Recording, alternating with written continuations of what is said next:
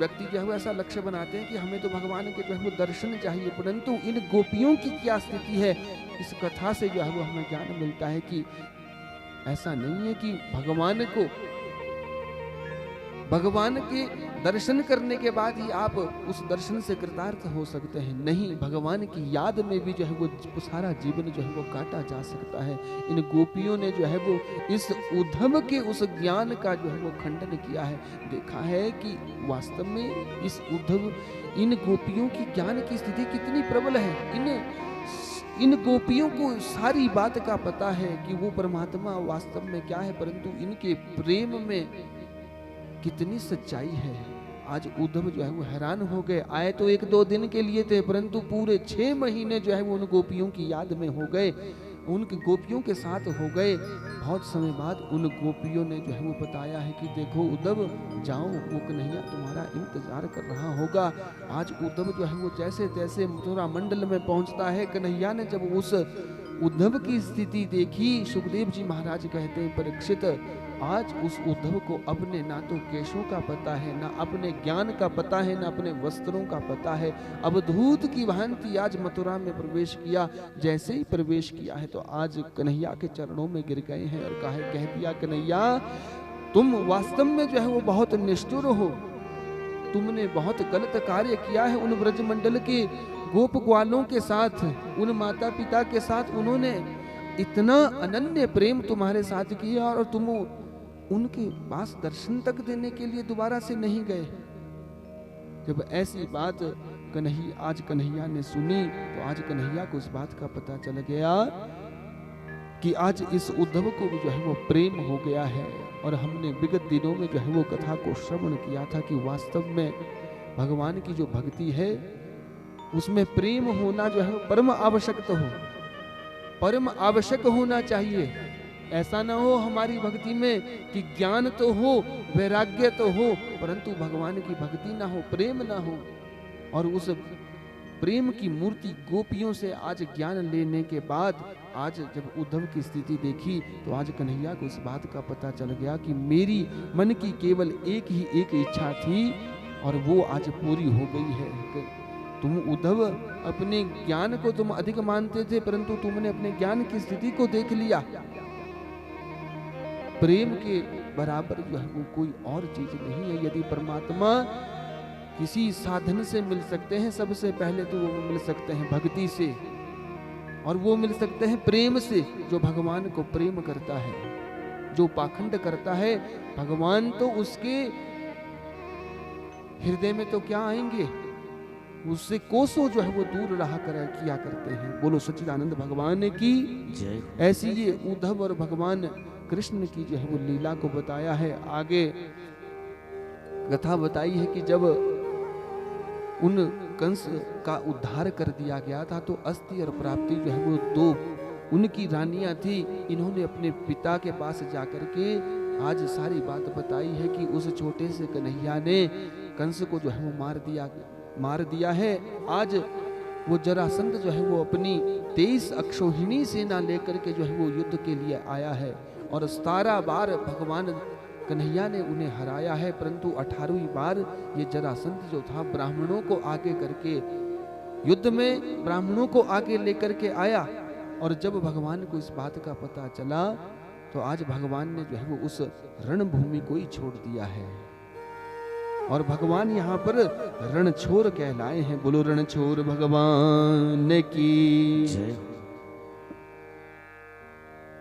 आज भगवान जब भाग रहे थे तो पीछे से एक जरासंध का राक्षस जो है वो उनके पीछे आ रहा था। जब उस राक्षस को आते हुए देखा तो आज क्या हुआ, भगवान एक गुफा में प्रवेश हो गए और उस गुफा में क्या हुआ, उस गुफा में एक पूर्व समय का जो है वो मुचुकुंद नाम का राजा सोया हुआ था और उस मुचुकुंद के ऊपर जो है वो अपने पीले वस्त्र को जो है वो डाल दिया है।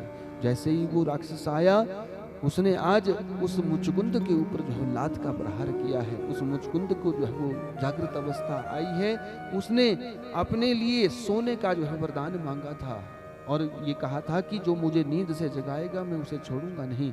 आज मुचुकुंद ने उस राक्षस का भी उद्धार किया है।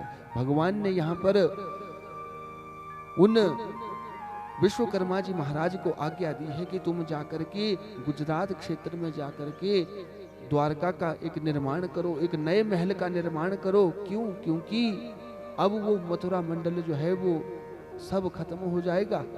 क्योंकि जब मैं वहां नहीं रहना चाहता तो वो मथुरा मंडल वाले भी वहां रहना नहीं चाहेंगे। इसलिए विश्वकर्मा ने जो है रातों रात एक गुजरात क्षेत्र में एक सुंदर महल का निर्माण किया है। सब मथुरा वासियों को वहां पहुंचा दिया गया और बता दिया कि आज के बाद आपके रहने का ये स्थान है। अनेक दरवाजे उस महल में थे। सब पूछने लगे कि द्वार कहाँ है, द्वार कहाँ है, द्वार कहाँ है। इसलिए उसका नाम क्या पड़ गया? द्वारिका पड़ गया। सब लोग अब द्वारिका में रहते हैं और अब भगवान भी उस द्वारिका में पहुंच गए हैं और भगवान अब क्या बन गए हैं? द्वारिकाधीश बन गए हैं। बोलो द्वारिकाधीश भगवान की जय। द्वारिकाधीश भगवान की। अब भगवान द्वारिकाधीश बनने के बाद जो है भगवान की विवाह की लीलाएं आती है। भगवान का विवाह एक भीष्मक राज की कन्या रुक्मिणी के साथ हुआ और दूसरा विवाह जो है वो भगवान का सत्यभामा के साथ हुआ और तीसरा विवाह जो है वो दूसरा विवाह भगवान का जामवंती के साथ हुआ। तीसरा विवाह जो है वो सत्यभामा के साथ हुआ। चौथा विवाह कालिंदी मैया के साथ हुआ। इसी तरह से भगवान के विशेष रूप से जो है वो 8 विवाह हुए हैं। और 8 विवाह के बाद भगवान जब 8 विवाह करने के बाद अपने उस द्वारिका में रहा करते थे तो आज सैनिकों ने एक मुर नाम के राक्षस के विषय में बताया कि देखो एक ऐसा भौमासुर नाम का राक्षस है जिसने अनेक रानियों को जो है वो बंदी बना करके रखा है। और उस राजा का एक संकल्प है कि जब ये 20,000 हो जाएगी तब मैं उन देवियों के साथ सबके साथ जो है विवाह कर लूंगा। कन्हैया को इस बात का पता चला, द्वारिकाधीश भगवान को इस बात का पता चला। आज उस भौमासुर की उस राज्य में जो है वो चढ़ाई कर दी है। उस जेल के बाहर एक मुर नाम का राक्षस उन देवियों की जो है वो रक्षा किया करता था। उस मुर का जो है वो उद्धार किया है और यहाँ पर परमात्मा का नाम जो है मुरारी पड़ा है। बोलो मुरारी भगवान की जय। और उन सब देवियों को जेल से बाहर निकाला है। उस भौमासुर का भी उद्धार किया है। अब ये सब देवियां जो है वो सब कहने लगी, इनकी संख्या थी 16,100। अब ये सब सोच रही है कि देखो जब से हमें ये भौमासुर नाम का राक्षस चुरा करके लाया है तब से हम जेल में पड़ी रही, परंतु अब कन्हैया कह रहे हैं कि यहाँ से वापस चली जाओ। परंतु हम कहाँ जाएगी, हम कहाँ जाएंगी? अब हमें हमारे घर वाले भी जो है स्वीकार नहीं करेंगे। तो आज परमात्मा के पास प्रणाम किया है और कहा है कि महाराज आप हमें रहने के लिए कोई स्थान बताएं। क्यों? क्योंकि अब हम अपने घर को नहीं जाना चाहती है, हम अपने प्राणों को त्याग देंगी। आप हमारा आवरण जो है वो स्वीकार कर लें। आज हम आपको समर्पित होना चाहती है। तो यहाँ पर सुखदेव जी महाराज कहते हैं, परीक्षित आज भगवान ने जो है वो उन सब गोपियों को जो है वो उन देवियों को स्वीकार किया है और एक ही मुहूर्त में उन 16,100 कन्याओं के साथ जो है विवाह किया है। कहने का अभिप्राय क्या है कि जो किसी का नहीं होता वो भगवान का होता है। जिसको सब दर से ठोकर मिल जाती है उसे एक और एक दर मिला करता है। और वो किसका दर मिला करता है? वो परमात्मा का दर मिला करता है। बोलो गोविंद भगवान की जय। ऐसे भगवान के जो है वो 16,100 विवाह हुए हैं। प्रत्येक रानी से 10-10 पुत्र हुए हैं, एक बेटी हुई है। और जितने भी इनके आगे संतानें हुई उनके भी 10-10 पुत्र हुए हैं। और 56 करोड़ यदुवंश की जो है वो संख्या हुई है। इन कथा को हम समास विधि से श्रवण कर रहे हैं। 56 करोड़ जब ये सारे यदुवंशी हो गए तो परंतु फिर भी भगवान जो है वो उनके बीच समभाव लेकर के जो है वो जिया करते हैं। ऐसी ये भगवान का वंश जो है वो फैला है। और वंश फैलने के बाद परीक्षित जी महाराज इस कथा को जो है वो सुनते हुए आज 7वां दिन है। और 7वां दिन जब हुआ तो आज सुखदेव जी महाराज ने कह दिया कि सुनो परीक्षित, तुम्हें जो है वो आज मृत्यु आनी निश्चित है। परंतु आज यहाँ पर बता दिया सुखदेव जी महाराज ने कि देखो मृत्यु तो तुम्हारी अटल है, उसे तो कोई नहीं छीन सकता। परंतु मैं तुम्हें बताऊं कि वो परमात्मा जो है वो अपने भक्तों के ऊपर कल्याण करते हैं। और भगवान का नाम जो है वो दीन बंधु है, दया निधि है, वो करुणा निधान है, वो दीनों के ऊपर जो है वो दया करते हैं। इसके विषय में जो है वो विशेष कथानक सुनाया कि कृष्ण स्यात् सिक सखा कश्चिदः ब्राह्मणो ब्रह्मवित्तमः विरक्तः इंद्रियार्थेषु प्रशांतात्मा जितेंद्रियः। भगवान का एक बड़ा सुंदर कथानक बताया है। इसमें परमात्मा के एक मित्र की जो है वो कथा बताई गई है। कृष्णस्यासीत सखा कश्चित् ब्राह्मणो ब्रह्मवित्तमः। एक ब्राह्मण उनका मित्र था जिसका नाम जो है वो सुदामा बताया है। और बताया कि इस सुदामा की भजन की क्या स्थिति है। ये परमात्मा के चरणों में इतना प्रेम करता है। विरक्तः इंद्रियार्थेषु, कहते इसका भाव जो है विरक्त बना रहता है। विरक्त किससे बना रहता है? इंद्रियों से। अपनी इंद्रियों में इसके जो है विरक्त भाव बना रहता है। और प्रशांत आत्मा जितेंद्रिया, कहते ये सदैव मन से जो है वो प्रसन्न रहता है। कभी इसका मुख जो है वो मलिन नहीं होता है। अपने भगवान का नाम लिया करता था, भिक्षा को जाया करता था। घर में जो है वो चार बच्चे थे और इसकी पत्नी का नाम जो है वो सुशीला था। परंतु घर में ऐसी भगवान की कृपा हुई कि कभी तो खाने के लिए अन्न हो जाया करता था, परंतु कभी जो है वो खाने के लिए अन्न भी नहीं हुआ करता था। बोलो सच्चिदानंद भगवान की जय। अब कलयुग में तो महाराज सुदामा जी को जो है वो ऐसे ऐसे नाम दे दिए कि महाराज वो सुदामा जो है वो क्या है, फटी धोती हुई है, उसकी फटी हुई धोती है। और द्वारपाल जो है वो उसका स्वागत करने के बजाय उसे जो है वो बाहर फेंक दे। अनेक भजन बनते हैं तो उन सुदामा के ऊपर, परंतु सुदामा के विषय में बताया है कि वो सुदामा नाम का पात्र कैसा है? प्रशांत आत्मा जितेंद्रिया। उसे कभी नहीं लगता है कि मेरे पास कुछ है कुछ नहीं है, क्योंकि जो कुछ है वो परमात्मा का दिया है। और वास्तव में यहाँ पर स्पष्ट किया कि दरिद्र कौन है? कोवा दरिद्रो, जो सदैव असंतुष्ट बना रहता है वो दरिद्र है। परंतु इस सुदामा के मन में जो है वो कभी ऐसा भाव नहीं है। और ये जितना कुछ परमात्मा ने दिया है उसमें जो है वो सुखी रहते हैं। कभी तो खाने के लिए अन्न मिल जाता है, परंतु जब नहीं मिला करता था तो बच्चों को भी कह देते थे कि बेटा आज एकादशी है और एकादशी को भोजन नहीं करना चाहिए। आज सुशीला मैया ने क्या किया, देखा जब अपने पति की इस स्थिति को, तो भगवान से प्रार्थना करती थी कि भगवान ये मेरे स्वामी जो है वो आपके अनन्य भक्त है और भगवान का भजन किया करते हैं, परंतु हमारे पूर्व जन्म के ऐसे क्या कर्म रहे हैं कि हमारे घर में जो है वो नित्य एकादशी बनी रहती है, कभी द्वादशी आती ही नहीं है। हमारे घर में सबका व्रत ही रहता है। हमारे घर में बच्चों को भी खाने के लिए अन्न नहीं मिला करता है। ये प्रार्थना की महाराज द्वारकाधीश ने उस द्वारका में जो है वो उस प्रार्थना को स्वीकार किया है। पता था कि वो सुदामा तो मेरे पास आएगा नहीं, परंतु आज ब्राह्मण का रूप धारण करके आज उस सुशीला के पास निवेदन किया है कि सुशीला तुम्हारे पति जो है वो भगवान के अनन्य भक्त है, उनके पास इस बात को कहना कि तुम द्वारिकाधीश के पास जाकर के क्यों नहीं हो आते कुछ दिन के लिए। यदि तुम वहां जाओगे तो क्या होगा, तुम्हारे मनोरथों को वो द्वारिकाधीश जो है वो पूर्ण करेंगे। आज प्रातः साय काल में जैसे ही सुदामा का आगमन हुआ, सारा वृतांत बताया। महाराज आप अपने मित्र के पास मिलकर के हो आइए, परंतु यहाँ पर कन्हैया ने, यहाँ पर सुदामा ने इनकार किया है कि देखो वो कहाँ पर द्वारका का राजा और कहाँ पर मैं छोटा सा ब्राह्मण, भला मैं क्या करूंगा।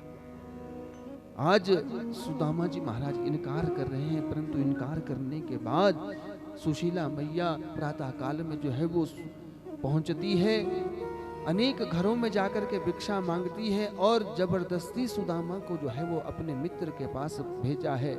कन्हैया को चलते चलते वो जो है वो बहुत दिन हो गए। एक दिन शाम के समय में नदी के किनारे में जो है वो निद्रा आ गई, और जैसे ही निद्रा आई, निद्रा आने के बाद तुरंत जो है वो जाग कहाँ पर आ गई, भगवान की कृपा से अगले दिन द्वारिका में ही प्रातः काल में जाग आई है। और आज जैसे ही जाग आई वहां पर स्नान किया। स्नान करने के बाद अपनी संध्या करने के बाद द्वार पर गया है। द्वार वालों ने पूछा है महाराज आप कौन हो? तो अपने विषय में बताया कि मैं उन कन्हैया का मित्र हूँ। तो पूछा कि कन्हैया कौन? तो बताया कि इस द्वारिका के जो राजकुमार है। तो बताया कि उनका नाम कोई साधारण नाम नहीं है, वो द्वारिका के राजा है और वो द्वारिकाधीश राजा कृष्णचंद्र है। तो सुदामा ने कहा कि मुझे तो उसका नाम कन्हैया ही पता है, कृष्ण ही पता है। अब ये पता नहीं है कि वो द्वारिका का इतने बड़े राज्य का जो है वो राजा बन गया है।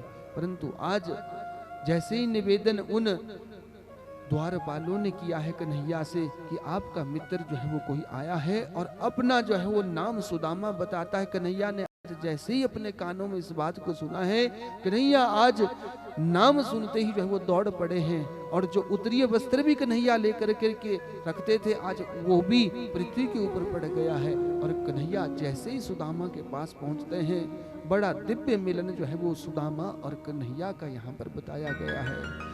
आज तुरंत कन्हैया उसे अपने सिंहासन के ऊपर उस सुदामा को बैठा दिया गया है और सब रानियों को आदेश दे दिया कि जाओ और इस मेरे मित्र के पांव धुलाने का कोई इंतजाम करो। जब तक वो जल लेकर के रानियां आती तब तक क्या कर दिया था, तब तक अश्रुओं से ही आज कन्हैया ने जो है वो उस सुदामा के चरणों को धुला दिया है। अनन्य भाव से उसका स्वीकार, उसका आदर सत्कार किया है, भोजन करवाया है, उसके वस्त्र इत्यादि को बदला है। शाम के समय में कन्हैया उस सुदामा के पास मित्रवत होकर के बैठे हैं और पूछा है कि सुदामा बड़े दिनों बाद तुम्हारा आना हुआ। सुदामा ने सारा वृतांत बता दिया कि देखो मैं तो भगवान के भजन में लगा रहता हूँ और बोला तुम तो अब इतने बड़े राज्य के राजा बन गए हो, तुम्हारे पास आने का मेरा प्रयोजन क्या है। परंतु आज कन्हैया ने पूछा कि तुमने अपने जीवन काल में कोई विवाह भी कर लिया? तो महाराज सुदामा ने बताया कि हाँ मेरे एक पत्नी है और चार जो है वो बच्चे हैं, बस उनके पालन पोषण में लगा रहता हूँ, भगवान का नाम लेता रहता हूँ, बस इतना ही जो है वो मेरे जीवन का समय है। और बताया आज कि मैं तुमसे मिलने जो है वो नहीं आ रहा था क्योंकि इतने बड़े राजा के पास मिल करके मैं क्या करूंगा, परंतु मेरी पत्नी ने जो है वो तुम्हारे पास आने के लिए कहा है। आज द्वारिकाधीश ने कहा है कि जब भाभी ने भेजा है तो कुछ ना कुछ भेंट भी जरूर भेजी होगी। तो भेंट के रूप में जो है वो जैसे वो बगल में वो चावल की मुट्ठी छुपाई थी, उस चावल की मुट्ठी को जो है वो आज सुदामा निवेदन नहीं कर रहे हैं, परंतु आज कन्हैया ने पूछा कि तुमने ये अपने खगल में क्या दबा के रखा है? इस खगल से जो ये तुमने पिटारी बनाई है, इस पिटारी को तुरंत निकाल दो। तो आज द्वारिकाधीश भगवान ने तुरंत उस पिटारी को लेकर के 4 मुट्ठी चावल देखे हैं और उन चावलों का रंग जो है वो 4 प्रकार के चावल है। आज द्वारिकाधीश को पता लग गया कि ये चावल भी उस सुदामा के अपने घर के नहीं है, ये तो पड़ोस से लाए गए 4 प्रकार के चावल है। और आज भगवान द्वारिकाधीश ने जो है वो पहले 1 मुट्ठी चावल की ग्रहण की, दूसरी मुट्ठी चावल की ग्रहण की। सुखदेव जी महाराज कहते हैं कि परीक्षित 1 लोक की संपत्ति जो है वो तुरंत 1 मुट्ठी के खाते ही जो है सुदामा को प्रदान कर दी, दूसरे लोक की संपत्ति प्रदान की। परंतु जैसे ही तीसरी मुट्ठी ग्रहण करने लगे, भगवान सोच रहे हैं कि मैं इस सुदामा जैसे मित्र को जो है वो सर्वस्व प्रदान कर दूंगा, परंतु आज सब रानियों ने जो है वो रोक दिया है कि महाराज रुक जाओ, कुछ अपने बाल बच्चों के लिए भी रहने दो, वो कहाँ रहेंगे। परंतु आज वो जो तीसरी मुट्ठी चावल की थी वो आज उन देवियों में बांट दी गई है और सुदामा को आराम करवाया है। कुछ दिन तक यहाँ पर ये सुदामा रहे हैं। कुछ दिन के बाद इनका जाना जब हुआ तो आज उस स्थान पर के पहुंचे हैं सुदामा जी महाराज जहाँ पर ये रहा करते थे। तो देखा कि वहाँ पर कोई मकान नहीं है, वो झोंपड़ी नहीं है, आज तो वहाँ पर कोई महल बन गए हैं। उस महल में जो है वो द्वारपाल खड़े हैं। द्वारपालों से पूछा कि अरे ये महल किसका है? तो बताया कि महाराज ये सुदामापुरी है। सुदामापुरी की जब बात सुनी तो आज हैरान हो गई। तुरंत जो है वो रानी कि दासियों ने दर्शन कर लिया कि सुदामा जी महाराज जो है वो द्वारिका से आ गए हैं। आज रानी जो है वो सोने के थाल में आरती करने पहुंच गई है। जैसे ही सुदामा जी ने देखा, दर्शन किया, तो आज हैरान हो गए कि अरे ये तो मेरी पत्नी सुशीला है। आज पता लग गया सुदामा को कि ये कोई और किसी की कृपा नहीं हो सकती, ये उस द्वारिकाधीश की ही कृपा का प्रसाद है। परंतु आज मन में क्या देखा, मन से जो है विरक्त है। उनकी इंद्रियां जो है वो किसी के भौतिक सुखों को जो है वो भोगने की इच्छा नहीं करती है। आज कह दिया सुशीला से कि देखो सुशीला, तुम्हारी इन सुख सुविधाओं को प्राप्त करने की इच्छा थी, एक काम करो, तुम यहाँ पर रहो अपने बालकों के साथ, मैं तो भगवान का भजन करूंगा। परंतु चतुर्भुज रूप में नारायण ने दर्शन दिए, और दर्शन देने के बाद कहा कि सुनो सुदामा, तुमने आज तक जो है वो अनेक प्रकार के कष्टों को भोगा है, ये मेरा आशीर्वाद है। इस आशीर्वाद को ग्रहण करने के बाद तुम मेरा भजन भी करो और इस राज्य का भी जो है वो उपभोग करो। बोलो सच्चिदानंद भगवान की। ऐसे ये सुदामा जी महाराज की जो है वो कथा को राजा परीक्षित को सुनाया, और यहाँ पर दशम स्कंद को जो है वो विराम होता है और एकादश स्कंद प्रारंभ होता है। एकादश स्कंद में सुखदेव और परीक्षित का जो है वो बड़ा सुंदर संवाद है। बताया सुखदेव जी महाराज ने कि परीक्षित, अब भगवान को ये लगता है कि मेरा जो ये वंश जितना फैल गया है, अब ऐसा लगता है मुझे कि ये ज्यादा विस्तार भी यदि किसी परिवार का हो जाए तो क्या होता है, वहां पर जो है वो अनेक प्रकार की विकृतियां जो है वो आ जाया करती है। आज द्वारिकाधीश ने सोचा कि महाराज, यदि मैं अपने जीवन काल में जब तक तो मैं रहूंगा तब तक तो इस घर में जो है वो शांति रहेगी, परंतु जैसे ही मेरा जाना हो जाएगा, ना जाने ये मेरे वंश वाले जो है वो पीछे क्या क्या करेंगे। इसलिए भगवान ने अपने जाने से पहले अपने इस कुल को, अपने वंश को नष्ट करने का जो है मन में संकल्प ले लिया, और माया से जो है वो उनके ही वंश में एक सांब नाम का जो है वो पुत्र हुआ है। और ये सांब कोई और नहीं था, भगवान शंकर के स्वरूप में जो है ये पुत्र आया है। क्योंकि आप लोग जब भगवान शंकर का पूजन भी करते होंगे तो उनमें एक नाम जो है भगवान शंकर का सांब सदाशिव भी है। ये कोई और नहीं थे, ये शंकर के स्वरूप में आए थे। क्यों? क्योंकि भगवान शंकर के पास जो है वो इस सृष्टि को लय करने का काम जो है परमात्मा सौंपते हैं। और आज ये सांब रूप का बालक जो है वो इसी यदुवंश में प्रकट हुआ, उत्पन्न हुआ, और ये देखने में जो है वो कन्याओं की तरह प्रतीत होता था। एक दिन बहुत सारे गोप ग्वालों ने क्या किया, उस सुंदर से बालक के पेट के ऊपर जो है वो बहुत सारे वस्त्र लपेट दिए, और गांव में जो है वो ऋषि घूम रहे थे, उन ऋषियों के पास प्रणाम किया, और प्रणाम करने के बाद उनसे प्रार्थना की, महाराज ये हमारे इस गांव की, इस द्वारिका की जो है वो नवनवेली दुल्हन है, आप ये बताओ कि कालांतर में इसके घर में संतान होगी तो इसके संतान में क्या होगा। तो ऋषियों ने देखा कि अरे ये इन्होंने हमारा उपहास किया है, तो मैं तुम्हें श्राप देता हूँ। ऋषियों ने श्राप दे दिया कि इस, ना तो ये कन्या है, ये तो छोटा सा बालक है, और इस बालक के जो है वो एक मूसल पैदा होगा, वो तुम्हारे इस वंश के नाश का जो है वो कारण बनेगा। बोलो गोविंद भगवान की जय। अब ये द्वारिका के जितने भी छोटे छोटे बालक है, ये कुछ यदुवंशियों के प्रबुद्ध व्यक्तियों के पास गए कि महाराज ऐसा पाप हमारे से हो गया, हमने ऋषियों का अपमान किया और उन्हें श्राप दे दिया।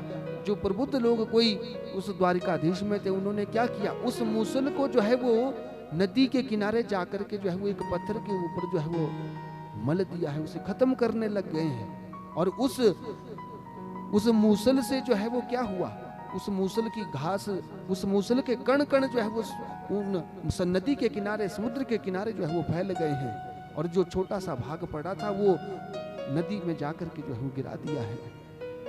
कहा है कि उस मूसल से जो है वो एरेक्टा नाम की जो है वो घास निकली है, और वो घास निकलने के बाद जो छोटा सा एक अंश बचा था, वो एक मछली पकड़ने वाले ने एक मछली को पकड़ा और उस मछली के पेट में उस मूसल को पाया। उसने क्या देखा कि अरे ये मूसल तो, ये छोटा सा लोहे का अंश जो ऐसा लगता है कि इसमें परम शक्ति विद्यमान है।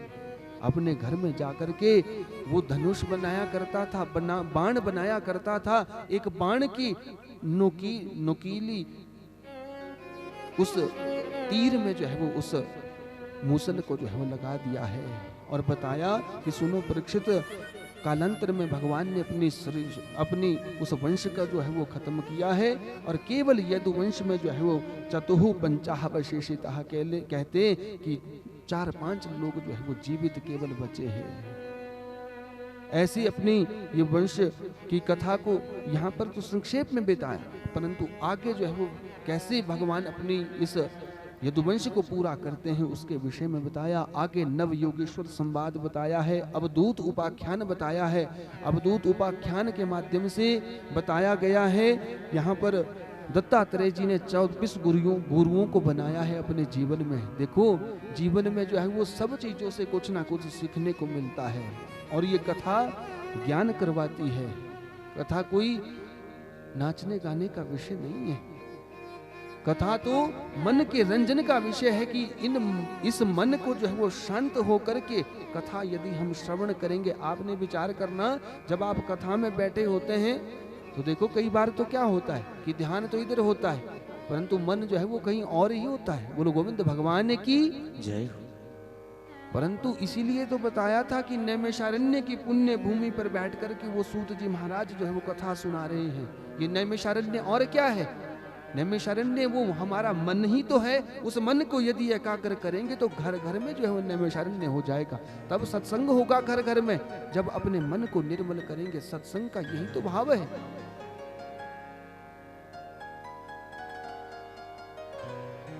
अवधूत उपाख्यान बताया है एकादश स्कंद में और बताया कि किस प्रकार से दत्तात्रेय महाराज कथा से ज्ञान करवाते हैं और अपने जीवन में दत्तात्रेय महाराज ने 24 गुरुओं को बनाया है कि देखो अपने जीवन में जो है वो सबको सबसे जो है वो कुछ ना कुछ सीखना चाहिए। वैसे तो 24 गुरुओं के बारे में बताया है परंतु हम एक दो विषय में जो है वो केवल श्रवण करेंगे। पृथ्वी से देखो जीवन में सीखना चाहिए कि पृथ्वी के ऊपर रह करके ये जीवात्माएं मनुष्य जो है वो कितने पाप करते हैं। प्रातः काल से उठ करके हम आप लोग इस पृथ्वी के ऊपर रह करके कितने बुरे बुरे काम करते हैं, कितने अच्छे अच्छे काम करते हैं, परंतु ये पृथ्वी जो है वो हमें कुछ नहीं बोलती है।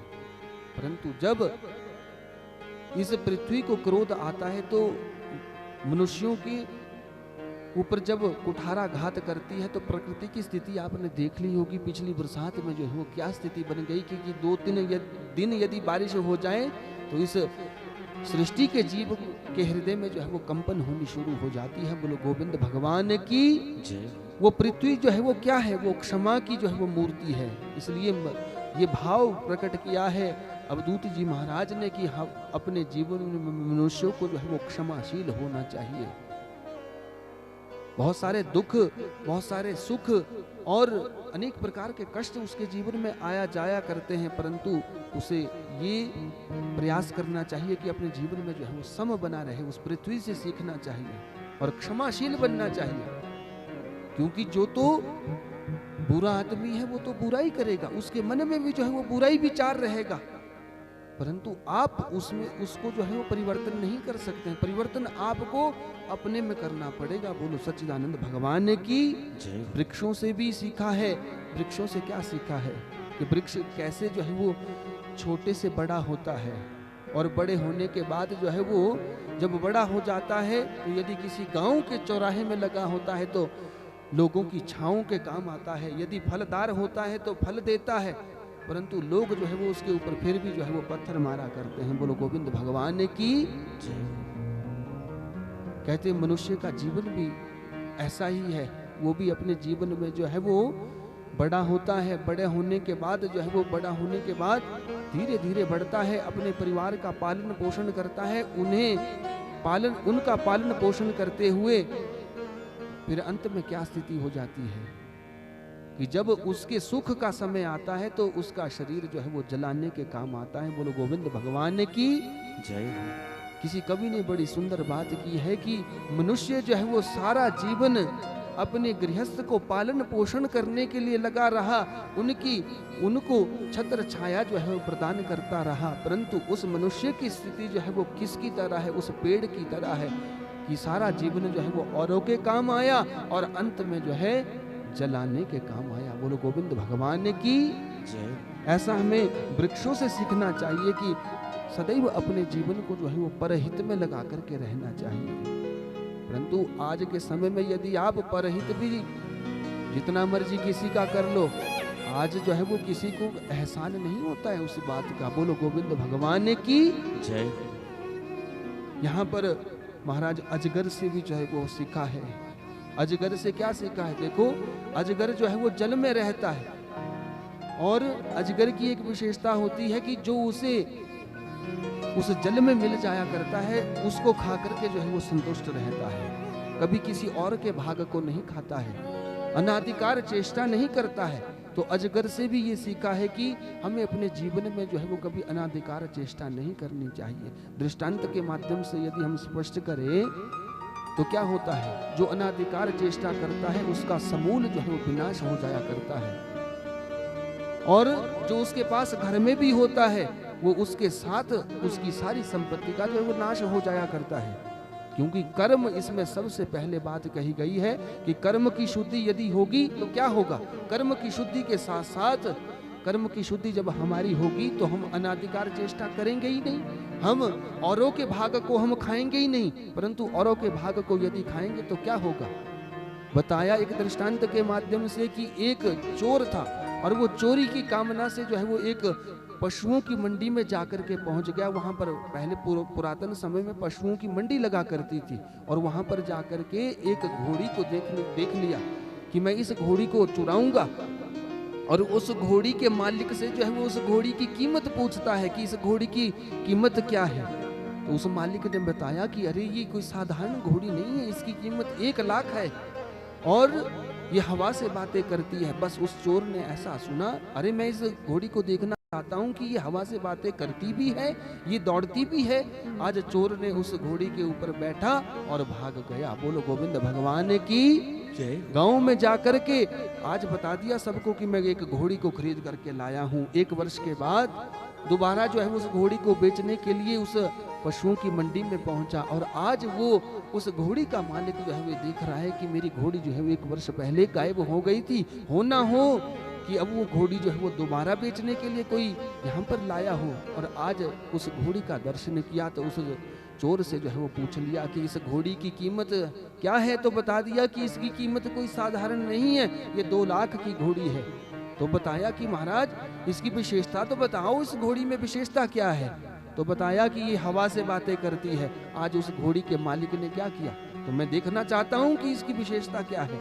आज तुरंत जो है उस घोड़ी के ऊपर बैठे और चले गए। बोलो सच्चिदानंद भगवान की। और वो चोर जो है वो हाथ मलता हुआ शाम के समय में घर में पहुंचा और सबको जो है वो बात बताई कि महाराज मैं आज घर के लिए आ गया। गांव वालों ने, पड़ोस वालों ने, सबने पूछा कि अरे घोड़ी को बेच करके आ गए। तो बताया कि हाँ बेच करके आ गए। अरे कितने में बेच करके आए? सबने पूछा कि अरे खूब पैसे कमाए होंगे तुमने उस घोड़ी में। तो बता दिया कि जितने की खरीदी थी उतने की ही बेच करके आया। बोलो गोविंद भगवान की जय। बस ठीक काम जो है वो ऐसा ही हमारी अनाधिकार चेष्टा का है। हम भी क्या करते हैं, कुछ धन प्राप्ति के लिए जो है वो अपने अंदर कर्महीनता का भाव जो है वो ले आते हैं, और जब कर्महीन मनुष्य हो जाता है तो क्या करता है, पाप से युक्त कमाई करता है। और पाप युक्त कमाई क्या करती है, जो घर में भी होता है वो भी खत्म हो जाता है।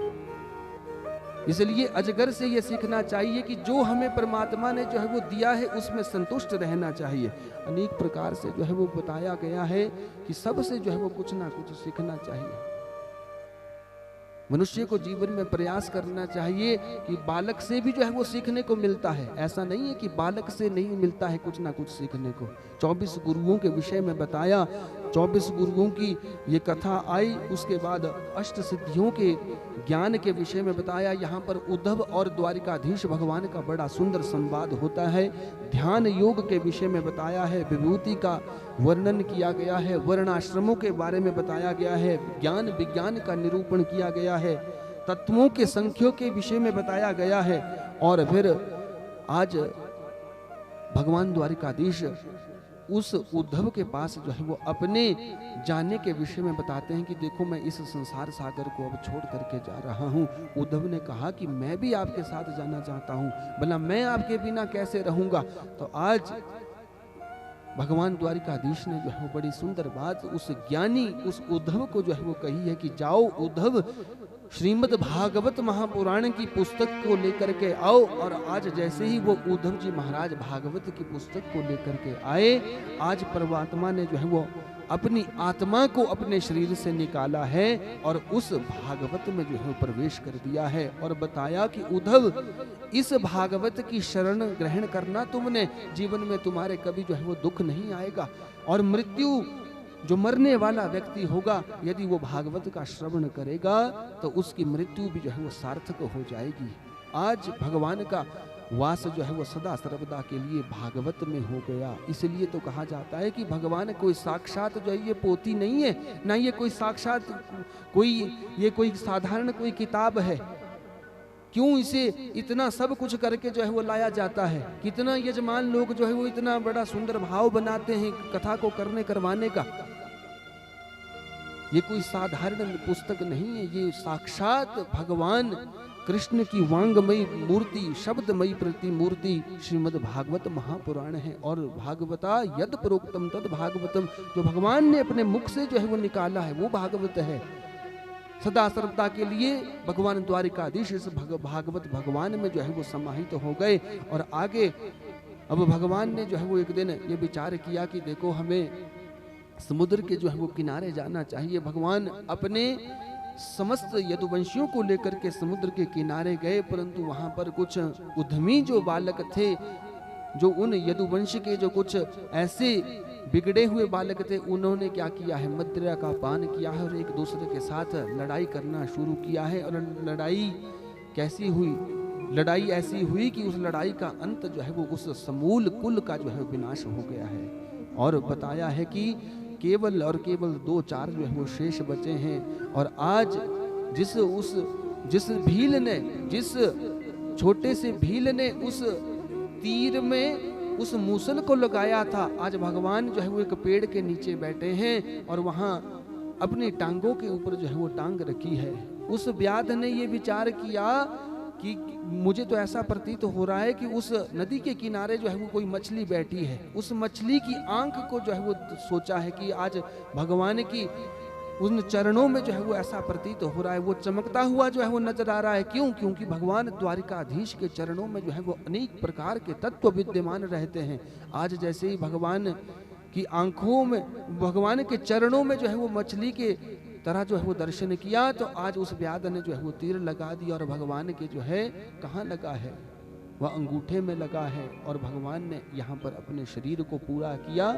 और आज जैसे ही वो व्याध भगवान के पास आया, क्षमा मांगी है, क्षमा मांगने के बाद आज कह दिया है भगवान ने कि तूने कोई गलत कार्य नहीं किया है, ना तुमने कोई पाप किया है, इसमें मेरी ही मर्जी थी। तुम पूर्व जन्म के बाली हो और बाली को मैंने भी जो है अकस्मात से मारा था, और तुम भी अगले जन्म में इस व्याध के रूप में आए हो।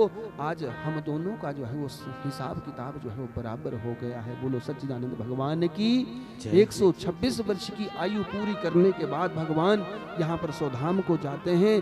अब जैसे ही ये सौधाम को जाते हैं तो यहाँ पर सुखदेव जी महाराज जो है वो अंतिम संदेश देते हैं परीक्षित जी महाराज को कि सुनो परीक्षित, तुम्हारे मरने का जो है वो समय आ गया है। कालांतर में जो है वो भगवान इस लोक को, द्वापर के अंत में जो है वो इस पृथ्वी लोक को छोड़ करके चले गए और फिर कलयुग का जो है वो आगमन हो गया। और कलयुग में मनुष्यों की प्रवृत्ति जो है वो कैसी हो जाएगी, तो उसमें बताया कि देखो उदरम भरिणो जीवाहा वराकाहा कूट भाषिणा। ये कलयुग जब से इस पृथ्वी के ऊपर आया तो मनुष्यों की जो है वो कलह करने की जो है वो प्रवृत्ति हो गई है। क से जितने भी निकलने वाले शब्द होते हैं उससे आज के समय में सब घरों में जो है वो लड़ाइयाँ हुआ करती है। बोलो गोविंद भगवान की। कलयुग क्या है? ये कलह प्रिय है। जो क से शब्द निकलते हैं उन सब शब्दों से जो है वो लड़ाई हुआ करती है। और ये कलयुग जो है वो उन्हीं घरों में राज करता है जहां पर कलह अधिक हुआ करती है। और बताया कि इस कलयुग में जो है वो क्या होगा, सत्यः नास्ति तपः शौचम दया दानम न विद्यते। दया का भाव जो है वो किसी में नहीं रह गया है। सत्य को का कोई पालन ही नहीं करना चाहता है। अपवित्रता तो है वो फैली हुई है, शरीर तो साफ करने में सब लोग जुटे हैं, परंतु उस आत्मा को निर्मल करने का, मन को निर्मल करने का भाव जो है वो किसी का नहीं है। और ये ऐसा घोर कलयुग आएगा, परंतु इस कलयुग से पार होने का परीक्षित एक सहारा है, और वो क्या है? कलयुग केवल नाम आधारा, सुमिर सुमिर नर उतरहि पारा। यदि मनुष्य अपना कल्याण चाहता है इस घोर कली काल में, तो केवल भगवान का जो है वो नाम सुमिरन करे।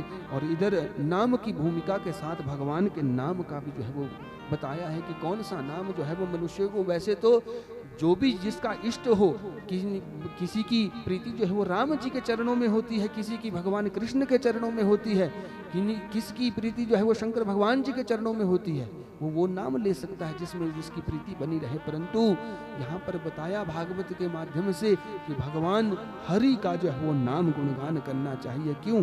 क्योंकि हरिर हरति पापानी सह हरि, जो समस्त पापों का विनाश किया करते हैं वो हरि है। हम हर्ष राति ददाति इति हरि, जो समस्त मनुष्यों को प्रसन्नता प्रदान करते हैं, आह्लाद प्रदान करते हैं, हर्ष प्रदान करते हैं, वो हरि है। इसलिए हरि का जो है वो गुणगान करता रहना चाहिए मनुष्य को। और यहाँ पर संबोधन किया है कि मनुष्य को हरये नमः, हरये नमः, हरये नमः का जो है वो जाप करना चाहिए। यहाँ पर एकादश स्कंद को अब विराम होता है और सुखदेव जी महाराज कहते हैं कि जब ये कलयुग, घोर कलयुग आएगा तो मनुष्य जो है वो मलिच्छ हो जाएंगे, मलिच्छ हो जाएंगे, वर्ण धर्म नहीं रहेगा, दया दान नहीं रहेगा।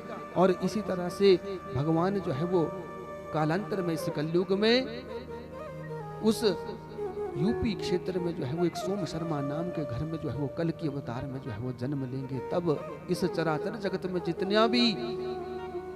जितने भी राक्षस उत्पन्न हुए होंगे, जितने भी अधर्म करने वाले पैदा हुए होंगे, उनका विनाश करेंगे। ऐसी कथा को सुनाया और बताया कि सुनो परीक्षित, अब तुम्हारी मृत्यु आना जो है वो निकट है। और यहाँ पर जितने भी हमने भागवत की कथा को श्रवण किया, ये भागवत जो हमने श्रवण किया, ये दिव्य संहिता जो है परमहंस संहिता है। स्वयं वेद व्यास जी महाराज ने इसे लिखा है और नारद जी की प्रेरणा से लिखा है। इसमें 12 स्कंद है, 335 अध्याय हैं। 335 अध्याय के अलावा 6 अध्यायों का पद्म पुराण अंतर्गत जो है वो महात्म्य है। प्रथम स्कंद में 19 अध्याय है। 19 अध्यायों में भगवान ने मंगलाचरण के साथ साथ नैमिषारण्य में बैठे भूमि पर बैठे हुए ऋषियों ने 6 प्रश्न मानव कल्याण के किए। और मानव कल्याण के प्रश्नों के बाद ये प्रश्न किया कि जब धर्म के रूप में भगवान इस धराधाम को छोड़ करके चले जाते हैं तो धर्म किसकी शरण में जाता है। और फिर उसके बाद आगे कथाएं आती है। भगवान सूत जी महाराज भगवान की कथाओं को सुनाते हुए उपदेश देते हैं कि किस प्रकार से भगवान की भक्ति करनी चाहिए। भक्ति करने के साथ साथ मानव कल्याण के विषय में बताया। फिर आगे कथा बताई कि इस कथा के मुख्य प्रवक्ता कौन हुए हैं। व्यास जी महाराज हुए हैं। व्यास जी के पुत्र सुखदेव जी के विषय में बताया है। सुखदेव जी महाराज ने कैसे इस भागवत का सांगोपांग विधि से अध्ययन किया, उसकी कथा आई है। उसके बाद आगे कैसे इस मुख्य श्रोता जो परीक्षित जी महाराज हुए, उनकी कथा के विषय में सौप्तिक पर्व महाभारत से जो है वो कथा को लिया गया। और उसमें बताया गया कि कैसे परीक्षित का जन्म हुआ, कैसे उन पांडवों का स्वर्ग आरोहण हुआ, और कैसे आगे जाकर के परीक्षित ने ये मन में संकल्प लिया कि अब मुझे जो है वो सब कुछ छोड़ देना है। सब कुछ छोड़ देने के बाद सुखदाल प्रदेश में बैठ करके आज ऋषियों के साथ जब आगमन हुआ तो वहां पर एक परम ऋषि का आगमन हुआ जिनका नाम सुखदेव जी था। सुखदेव जी महाराज ने दिव्य ज्ञान प्राप्त करवाया है कि देखो मरने वाले को क्या करना चाहिए। यही प्रश्न परीक्षित का था और इन्हीं प्रश्नों के विषय में हमने भी यहाँ पर कथा को श्रवण किया है। क्योंकि मरना जो है वो हम सबको है, हम सबको मरना है और ये मरना भागवत जो है वो सिखाती है। इसी विषय में बताया कि देखो मरने वाले व्यक्तियों को भगवान का ध्यान करना चाहिए। दूसरे स्कंद में 10 अध्याय हैं। 10 अध्यायों में भागवत के 10 लक्षणों के विषय में भी बताया। भगवान के लिए तप, संयम, अध्याय और त्याग योग की जो है वो विषय में बताया है सुखदेव जी महाराज ने। और बताया कि जो मनुष्य भगवान का भजन नहीं करते हैं वो पशुओं के समान है। इस कथा को हमने दूसरे स्कंद में जो है वो श्रवण किया। चतुर्श्लोकी भागवत का ज्ञान जो है वो व्यास जी महाराज को प्रदान किया। चतुर्श्लोकी भागवत के विषय में श्रवण किया। आगे तीसरे स्कंद में विदुर मैत्रेय संवाद को श्रवण किया और उस संवाद को श्रवण करवाते हुए सृष्टि के प्रकरण को सुना। और सृष्टि में जब भगवान को लगता है कि अब मैं एक हूँ, एको हम बहुश्यामा, कहते परीक्षित भगवान मकड़ी की तरह जो है वो कार्य करते हैं। और क्या करते हैं, जैसे मकड़ी को आपने देखा होगा कि वो अपने साधन के लिए, अपने इधर उधर जाने के लिए जो है वो क्या करती है, अपने ही शरीर से जो है वो रास्ता निकालती है। वैसे ही परमात्मा भी क्या करते हैं, जब उन्हें लगता है कि मुझे अब एक से जो है वो अनेक रूपों में परिवर्तित हो जाना है, तो एकोहम बहुश्यामः, वो सृष्टि करने की कल्पना करते हैं और ब्रह्मा से सृष्टि को उत्पन्न करते हैं। ब्रह्मा जी को सृष्टि करने का कार्य सौंपते हैं। ये कथाएं आपने विस्तार से श्रवण की है। ब्रह्मा जी के द्वारा सबसे पहले 4 कुमारों की सृष्टि हुई, उसके बाद रुद्र भगवान का प्राकट्य किया, फिर 10 कुमार की दृष्टि की और फिर अनेक प्रकार की सृष्टि करते हुए 2 मुख्य रूप से स्त्री पुरुष के रूप में मनु और शतरूपा का प्राकट्य किया। मनु और शतरूपा की जो संसारिक सृष्टि यहाँ पर की, उन्हें पृथ्वी पर जाने का आज्ञा दिया गया कि तुम पृथ्वी पर जाओ और यहाँ पर संतान उत्पन्न करो, इस सृष्टि को आगे चलाओ। उन्हीं के वंश की जो है वो कथा आती है। परीक्षित को यही उपदेश दिया है यहाँ पर सुखदेव जी महाराज ने कि देखो, जो मनुष्य मरने वाला होता है उसके हृदय में जो है वो सबसे पहले क्या बना हुआ होता है, संसार बना हुआ रहता है कि संसार में होता क्या है, संसार का सुख कैसे होता है, दुख कैसे होता है, यही तो बना होता है। तो इसी के विषय में सारी कथाओं को सुनाया। सबसे पहले देवहूति के जो मंझली बेटी थी देवहूति, उसकी कथा को सुनाया है, कैसे उनके घर में जो है वो कपिल देव भगवान का अवतार हुआ। कपिल देव जी ने सुंदर ज्ञान जो है वो देवहूति मैया को दिया और स्वयं नदी के रूप में परिवर्तित हो गई और स्वयं जो है वो गंगा सागर में जाकर के मिल गए। और फिर उसके बाद आकुति की कथा को सुनाया कि उनका विवाह जो है रुचि प्रजापति यज्ञ नारायण के साथ हुआ था। और फिर प्रसूति की कथा बताई कि इस प्रसूति के जो है वो छोटी बेटी सती हुई थी, सती का विवाह शंकर भगवान के साथ हुआ था। और सती का विवाह शंकर भगवान का होने के बाद जो ये प्रसूति का पति था दक्ष ने विरोध किया था शंकर भगवान के साथ। क्यों? क्योंकि ये ईर्ष्या का भाव जो है वो जागृत हो गया था। जब ईर्ष्या का भाव जागृत हो गया था तो इस दक्ष का जो है समूल विनाश हो गया था। इस कथा से हमने ज्ञान किया था कि किस प्रकार से जो मनुष्य अपने जीवन काल में जो है वो अहम भाव लेकर के जीते हैं कि मैं ही सर्वे सर्वा हूं। क्यों? क्योंकि परमात्मा ही कर्तुम अकर्तुम अन्यथा कर्तुम, वो परमात्मा ही केवल सब कुछ करने में जो है वो समर्थ है। मनुष्य तो केवल और केवल कठपुतलियां हैं, परंतु दक्ष को उसके पाप को भोगना पड़ा था और अपना शरीर जो है वो खोना पड़ा था। कालांतर में यज्ञ पूर्ति के लिए जो है वो बकरे का शरीर धारण करना पड़ा था। ये कथाओं को हमने श्रवण किया था। फिर पंचम स्कंद में प्रवेश करने के बाद हमने जड़ भरत जी के प्रियव्रत जो राजा हुए थे, जो मनु के वंश के सबसे बड़े बेटे प्रियव्रत जी महाराज हुए थे, उनके वंश की कथा को सुना था। उन्होंने कैसे इस सृष्टि को करने से जो है इनकार कर दिया था, जीने के लिए इनकार कर दिया था, परंतु ब्रह्मा जी ने समझाया था। तो इन्होंने सप्त द्वीपों की और सप्त जितनी भी नदियां बह रही है उनकी सृष्टि कर दी थी, सप्त द्वीपों की सृष्टि कर दी थी। इस जम्बू द्वीप का जो है निर्माण कर दिया था। ऋषभदेव इत्यादि राजाओं का जन्म हुआ। ऋषभदेव ने भरत इत्यादि 100 पुत्रों को जन्म दिया था। 81 उसमें से ब्राह्मण हुए, 9 योगेश्वर हो गए थे और 10 जो है वो सब ऋषि बने और उनसे ही उन्हीं 10 ऋषियों की जो है वो हम आप लोग जो है वो संतान कही जाती है। इनसे आगे जड़ भरत का चरित्र हमने श्रवण किया था कि कैसे देखो मनुष्य को आसक्ति हो जाती है और जीवन में आसक्ति भी यदि हो तो वो परमात्मा के प्रति हो। ऐसा ना हो कि किसी मनुष्य के घर के प्रति या किसी जीव के प्रति उसकी आसक्ति हो जाए, तो उस आसक्ति यदि मनुष्य जीव की होगी तो क्या होगा, उसे उसकी अंत समय में जो मति बनी रहेगी उस मति से उसकी जो है वो अगली गति होगी। वो लोग सच्चिदानंद भगवान की जय। जड़ भरत की कथा को हमने विस्तार से श्रवण किया था। छठे स्कंद में हमने अजामिल उपाख्यान को श्रवण किया था। ठीक छठे स्कंद में भगवान जी के नाम की महिमा को जो है यहाँ पर सुखदेव जी महाराज ने गाया है। पंचम स्कंद तक तो संसार के विषय में बताया, परंतु बताया कि देखो ये पापियों का भी उद्धार जो है वो भगवान का नाम किया करता है। अजामिल जैसे पापी ने भी नाम लिया, बोला हम आप तो सनातन को मानने वाले हैं, बोला हमारा कल्याण जो है वो क्यों नहीं होगा। भगवान के नाम की महिमा को बताया और फिर आगे यहाँ पर दुर्वासा ऋषि के द्वारा जो माला इंद्र को एक बार दी गई थी, उस प्रसाद के विषय में हमने कथानक श्रवण किया था कि देखो प्रसाद का भी हमारे जीवन में जो है बड़ी भूमिका बताई गई है कि यदि किसी के द्वारा आपको प्रसाद भी दिया जाता है तो वो आपके कल्याण के लिए दिया जाता है, और ऐसा ना हो कि वो प्रसाद भी जो है वो आपके लिए कभी अभिशाप बन जाए, जैसा उस इंद्र के लिए बन गया था। तो उन बातों से भी जो है वो बचना चाहिए। और इस कथा से हमने शिक्षा ली थी कि कैसे वो वृत्रासुर वो स्तुति भगवान की उस वज्र में करता है। वो वृत्रासुर वास्तव में है क्या? वो वृत्रासुर हमारी चित्तवृत्तियां हैं, क्योंकि ये हमारी इंद्रियां जो है वो बाहर की तरफ कोई भागती है।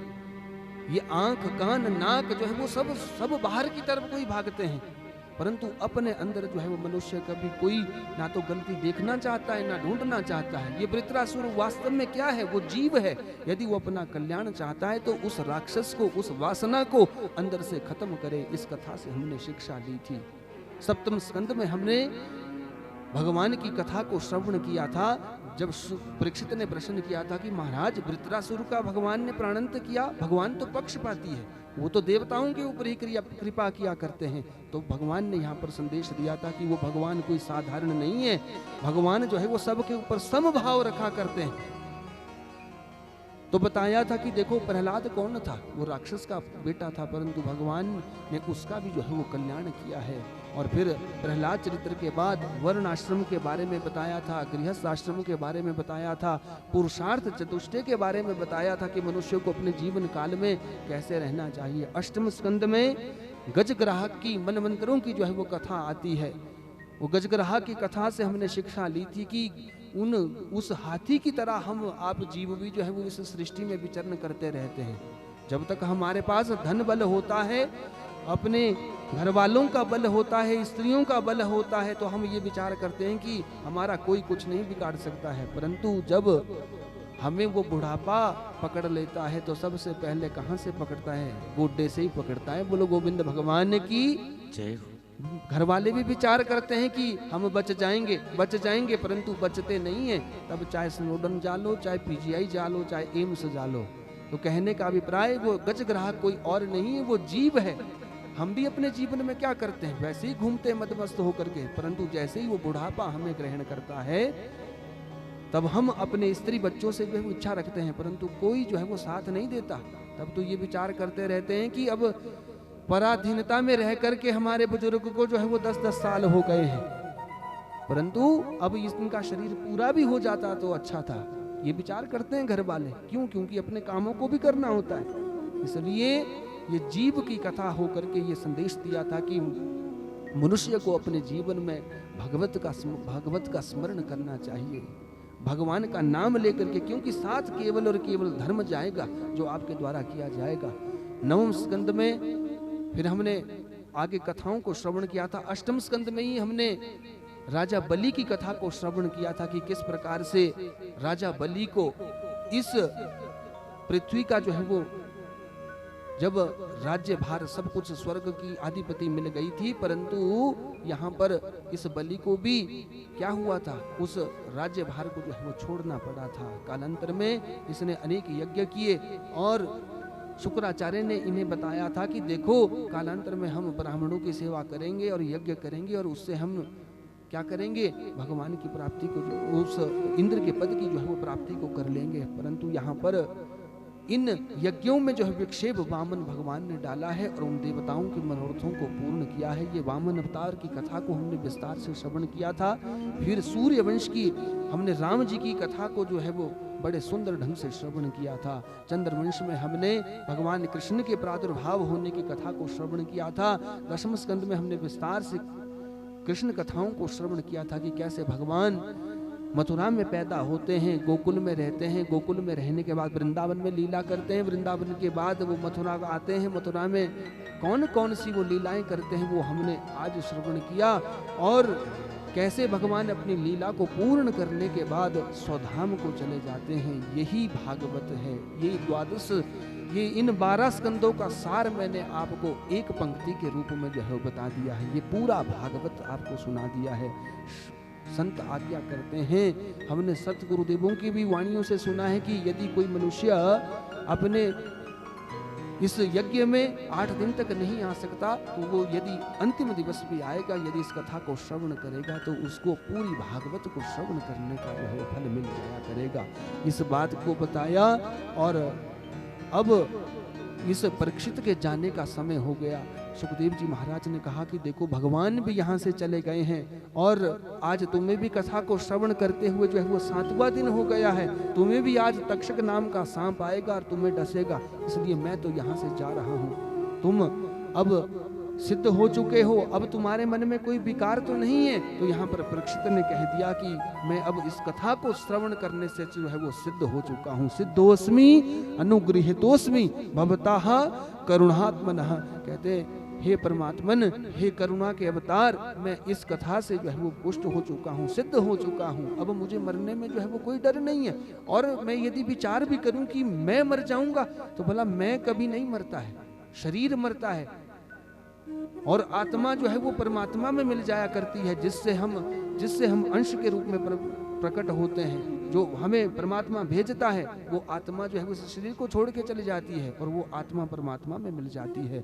आज वो तक्षक नाम का सांप एक ब्राह्मण के रूप लेकर के जो है वो डसने आया है, परंतु एक कश्यप ऋषि के साथ इसका मिलना हुआ, और कश्यप ऋषि ने कुछ धन का लालच दे दिया कि तुम परीक्षित को मत मारो, परंतु यहाँ पर सिद्ध किया इस बात को कि देखो श्राप इसे मिला है, ऐसा ना हो कि ऋषि की वाणी जो है वो खाली चली जाए। और आज तक्षक जो है वो पहुंचा, उस कश्यप ऋषि को वापस भेजा है तक्षक नाग ने, और तक्षक महाराज आया है। यहाँ पर परीक्षित जो है वो ध्यान लगा करके समाधि की अवस्था में बैठे हैं, और तक्षक नाग ने उस परीक्षित को जो है वो डस लिया है। और जैसे ही डसा है, आज हुंकार करते जो है वो जलते हुए उस परीक्षित का शरीर जो है वो भस्म हो गया है। बोलो गोविंद भगवान की जय। ये कथा किसी और की नहीं है, ये जीवों की कथा है जो कल्याण करती है। और अंत में जो है वो यहाँ पर संदेश दिया है भागवत के माध्यम से वेद व्यास जी महाराज ने कि मनुष्य यदि भगवान को प्राप्त करना चाहता है, मरने वाला व्यक्ति यदि अपना कल्याण करना चाहता है, तो वो भगवान का भक्त बने। भवे भवे यथा भक्ति पादयोस्तव जायते तथा कुरुष्व देवेश नाथ त्वं नो यथा प्रभु। भवे भवे यथा भक्ति पादयोस्तव जायते। जन्म जन्मांतर के कष्टों का निवारण यदि कोई कर सकता है तो वो परमात्मा का नाम जो है वो कर सकता है, और वही सबसे बड़ा जो है वो कल्याण का मार्ग है। अंतिम श्लोक जो है वो भागवत का मेरे साथ आप गुणगान करेंगे, सभी ने मेरे साथ कहना है, और इस श्लोक के साथ फिर इस कथा को भी विराम देंगे। नाम संकीर्तनम यस्य, नाम संकीर्तनम यस्य सर्व पाप प्रणाशनम, सर्व पाप प्रणाशनम, प्रणामो दुख शमनः, प्रणामो दुख शमनः, तम नमामिं हरिं परम, तम नमामि हरिं परम। नाम संकीर्तनम यस्य, केवल भगवान की भक्ति, भगवान का कीर्तन ही एक जो है वो सच है। ये व्यास जी महाराज ने अंतिम श्लोक में इस भागवत का सार बता दिया कि कलयुगों का जीव यदि पार होना चाहता है तो उसके लिए उसे क्या करना पड़ेगा? भगवान के नाम संकीर्तनम यस्य, भगवान के संकीर्तन को करना पड़ेगा। जो सर्व पाप प्रणाशनम, जो वह सब पापों का जो है वो नाश कर देगा। प्रणामो दुख शमनः, यदि भगवान के चरणों में आप प्रणाम करेंगे तो क्या करेंगे, आपके सारे दुख जो है वो शमन हो जाएंगे। ऐसे उन हरि भगवान को जो है वो हम प्रणाम करते हैं। नमामिम हरिम परम, ऐसे हरि भगवान को, उन भागवत भगवान को जो है वो प्रणाम करते हैं। बोलो सच्चिदानंद भगवान की जय। अंतिम भूमिका में इस यज्ञ में जितने भी ब्राह्मण देवताओं ने सहयोग दिया, मैं सबसे प्रार्थना करूंगा कि भगवान उनके ऊपर अपनी दया दृष्टि बना के रखे। जितने भी संगीत के माध्यम से सामग्री मूर्तियों ने अपनी सेवा प्रदान की, मैं प्रार्थना करूंगा कि भगवती सरस्वती मैया इनके कंठ में, और जो भी ये विद्या, जो भी अपनी ये साज की सेवा करते हैं, भगवती इनके ऊपर जो है वो अनन्य कृपा बना करके रखे। और अंत में यहाँ पर जो हमारे साथ साउंड में जिन्होंने यशपाल भैया जी का ये सारा कार्यक्रम रहा, इनके साथ निशु जी भी साउंड के रूप में, ये जो टेंट की व्यवस्था जिन्होंने की है, उनके लिए भी शुभ आशीर्वाद इस व्यासपीठ से। भगवान उनके ऊपर जो है वो अनन्य कृपा बना करके रखें। भोजन बनाने के लिए गांव वाले जितने भी हमारे ब्राह्मण बंधु थे, जितने भी हमारे व्यास लोग थे, क्योंकि यहाँ तो परम सौभाग्य जो है वो समस्त श्रोताओं का भी हुआ कि कथा प्रवक्ता से तो आपको व्यास जी से कथा श्रवण करने को ही मिली, परंतु यहाँ पर तो आपका ऐसा सौभाग्य था कि भोजन भी आप लोगों को जो है वो व्यास जी ने ही बनाया है। बोलो गोविंद भगवान की, क्योंकि ये तो गांव ही समस्त जो है वो प्रवक्ताओं का है। सभी गांव वालों ने जिन्होंने भी भोजन व्यवस्था में जो है वो सहयोग दिया है, उनका भी जो है बहुत बहुत व्यासपीठ जो है वो धन्यवाद करती है। और परमात्मा से प्रार्थना करूंगा कि दिन दुगनी रात चौगुनी जो है वो उन्नति करे। और जो ब्राह्मणों की पाकशाला में कार्य कर रहे थे हमारे पवन जी और मनु जी, उनके लिए भी शुभ आशीर्वाद इस व्यासपीठ से है कि परमात्मा उनके ऊपर भी जो है वो अपनी कृपा बना करके रखे। अंत में जितने भी श्रोताओं का यहाँ पर आना हुआ, उन सब के लिए यही प्रार्थना कि भगवान की भक्ति उनके हृदय में सदा सर्वदा के लिए विराजमान हो जाए।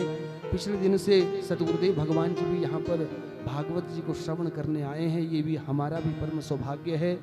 मैं व्यासपीठ से प्रार्थना करूंगा कि भगवान इनके ऊपर सदैव अपनी दया दृष्टि बना के रखना।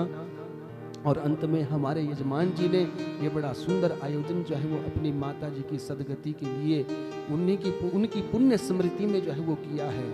क्यों? क्योंकि वो तो पहले से ही मुक्त आत्मा थी, क्योंकि उन्होंने तो अपने जीवन में भी जो है वो अनेक प्रकार के भजन को धारण किया है। इस घर में जो है वो भगवान के भागवत की सेवा करने वाले भगवान के भक्त जो है वो ऐसे हुए हैं जिनसे औरों को भी जो है वो प्रेरणा मिला करती है। परंतु हमारे यजमान जी ने अपने पुत्र होने का धर्म निभाते हुए इस यज्ञ को जिस और श्रद्धा और भाव से किया है, मैं भागवत भगवान से प्रार्थना करूंगा कि इस परिवार के ऊपर अपनी दया दृष्टि बना करके रखना। समस्त परिवार के साथ साथ इनके गृह में सदैव शुभ ही शुभ कार्य होते रहे और इनके कुलवंश का विस्तार होता रहे। हरि भक्त जो है वो इनके घर में पैदा होते रहे। इनके बड़े भैया जी श्री जगदीश शर्मा जी के साथ साथ इनका पूरा परिवार जो इस यज्ञ में जो है वो मदद करने के लिए बना रहा, सहायता करने के लिए बना रहा, सबके लिए जो इस व्यासपीठ से जो है वो साधुवाद है। और सबको यही आशीर्वाद है कि सदैव इनका वंश का विस्तार हो, इनका कल्याण हो। और श्री हेमचंद शर्मा जी का पूरा परिवार यहाँ पर बना रहा, इनके लिए भी बहुत साधुवाद इस व्यासपीठ से है। और समस्त ग्रामवासी जितने भी इनके आसपास के सभी लोग जो इस यज्ञ में अपनी सेवा देते रहे, सबके लिए व्यासपीठ से यही आशीर्वाद कि भगवान इनके ऊपर अपनी कृपा दृष्टि बना के रखना। हमारे यजमान जी की समस्त बहनें भी यहाँ पर बनी रही, बड़ी बहन जी भी, छोटी बहन जी भी, जितनी बहनें, बहन के साथ बनोई जी भी जितने भी यहाँ पर बने रहे, सभी के लिए यही आशीर्वाद कि आपके घर में भगवान सनातन की ध्वजा जो है वो लहराती रहे, भगवान के भजन आपके घर में होते रहे, भगवान की कृपा दृष्टि आपके बाल बच्चों के ऊपर बनी रहे। यही व्यासपीठ से अंतिम आशीर्वाद। और अब अंतिम शब्दों में केवल यही कहूँगा कि मैं एक छोटा सा बालक हूँ, बालो हम बालिश में मती, मेरी छोटी सी बुद्धि है, जिस भी छोटी सी बुद्धि से मैं कुछ 8 दिनों में आपके लिए कुछ कथा निवेदन यहाँ पर कर पाया, उस कथा को जो है वो आपने स्वीकार कर लेना, सार रूप में उसे ग्रहण कर लेना। यदि किसी को कोई बात बुरी लगी हो तो यहाँ पर ही मेरे पास जो है वो छोड़ जाना। क्यों? क्योंकि देखो आज अंतिम दिवस है। तो अब मैंने आपको कथा भी सुनाई है और कथा सुनाने के बाद अब मेरा कुछ ना कुछ लेना भी जो है वो बनता है। बोलो गोविंद भगवान की जय। तो मैं अंतिम निवेदन यही करूंगा कि यदि किसी को मेरी बात कोई बुरी लगी हो तो मेरे पास ही आकर के जो है वो छोड़ जाना और अपने जीवन के लिए कोई ना कोई एक बात जो है वो यहाँ से जरूर 8 दिनों में यदि आपने कुछ सीखा होगा तो उसे जरूर ग्रहण कर जाना, जिससे आपके घर का जो है वो कल्याण हो सके, आपके गृहस्थ धर्म में कोई नया परिवर्तन आ सके। क्यों? क्योंकि कथाएं तो बहुत हो रही है, वर्तमान समय में कथाओं की होड़ आ रखी है, परंतु कथा वही है जो ज्ञान करवाती है, जो जीवन की शैली सिखाती है, जीवन जीने के लिए बताती है कि हमें कैसे जीना चाहिए। और भागवत तो विशेष रूप से ये सिखाती है कि हमें मरना कैसे चाहिए। बोलो सच्चिदानंद भगवान की। क्यों? क्योंकि हम भवसागर में पड़े जीव है, जब तक भगवान का भजन नहीं करेंगे तब तक हमारा कल्याण नहीं होगा। अंतिम भाव भजन के रूप में भगवान के चरणों में रखेंगे कि हे परमात्मा आप हमारे इस भाव को स्वीकार कर लेना, तब ही हम इस भवसागर से जो है वो पार हो